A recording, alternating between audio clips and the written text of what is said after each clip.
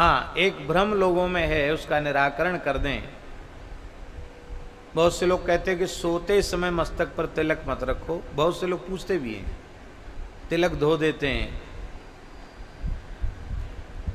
पर दास ने त्रिपुंड्र के संबंध में तो इस प्रकार का वचन पढ़ा है कि भालात त्रिपुंड्रम, कंठात मालाम, मुखात तांबूलम, पर्यंकात प्रमदाम त्यजेत।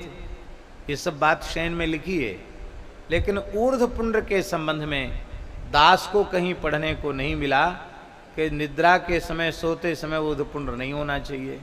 और सोते सोते पधार गए तो कम से कम तिलक के सहारे तो सदगति हो जाएगी। इसलिए तिलक निरंतर मस्तक पर रहना चाहिए। हम अपने पूज्य गुरुदेव भक्तमाली जी के साथ राजस्थान के एक गांव में गए।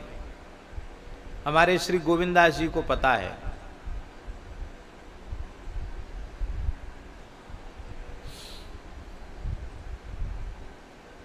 अपना स्थान है ना,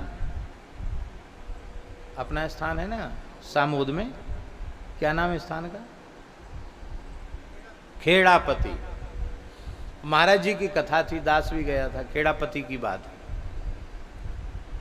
तो रात्रि को लगभग 1:30 बजे हम लघुशंका के लिए उठे तो हमने देखा एक महात्मा तिलक लगा रहे हैं। तो हमने उनसे पूछा कि महाराज अभी तो 1:30 बज रहा है, तिलक कैसे, स्नान कर लिया? बोले नहीं नहीं गुरु भाई, हम भी थोड़ी देर पहले उठे थे, अपने राम उठे थे, तो हम वो दर्पण लगा हुआ था, उसमें नज़र पड़ गई तो हमारा तिलक नहीं है। तो हमने कहा तिलक पधरा लें। तो हमने कहा क्यों? सवेरे स्नान करते तो लगा लेते, अभी इतनी रात को लगाने की क्या आवश्यकता है?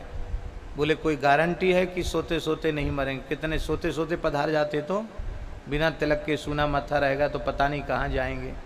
तिलक रहेगा तो तिलक के नाते कम से कम ठाकुर जी की सन्निधि में तो पहुँचेंगे। तो मैंने महाराज जी को सवेरे ये बात बताई कि महाराज जी रात्रि को एक संत को ऐसे तिलक लगाते हम। ये सामोद की बात है, खेड़ापति हनुमान जी की बात। महाराज जी ने कहा इससे शिक्षा लेनी चाहिए कि तिलक सदा सर्वदा मस्तक पर रहे। हम लोग तो एक बार तिलक पधरा लेते हैं तो जब तक फिर स्नान न करें तब तक तिलक मस्तक से जाता नहीं है। और स्नान के बाद भी तत्काल जल का तिलक, आसन तक पहुंचने के पूर्व जल का ही तिलक धारण करना चाहिए, पर बिना तिलक के एक क्षण भी नहीं रहना चाहिए। महाराज तिलक की ऐसी बात हमारे ग्रंथों में लिखी है कि ऊर्ध्वपुंड्र विहीनस्य श्मशान सदृशम मुखम, ऊर्ध्वपुंड्र विहीनस्य श्मशान सदृशम मुखम, मुखम तस्य विलोक्यैव ह्यादित्यंतु विलोकयेत। जिसके मस्तक पर ऊर्ध्वपुंड्र तिलक नहीं है, श्मशान के समान उसका मस्तक है। बिना तिलक वाला मस्तक दिख जाए तो सूर्य भगवान का दर्शन करके पाप का प्रायश्चित करना चाहिए। सूर्य नारायण दर्शन का प्रायश्चित लिखा है, सूर्य भगवान का दर्शन करके उस दोष का परिहार करना चाहिए।